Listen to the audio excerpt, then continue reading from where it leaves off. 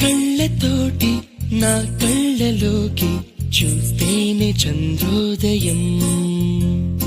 నీ చూపుతోటి నన్ను తాకుతుంటే తనువంత సూర్యోదయం. ఇలాగే ఇలాగే మనం ఏకమయ్యే క్షణాలే కదా ఓవరం.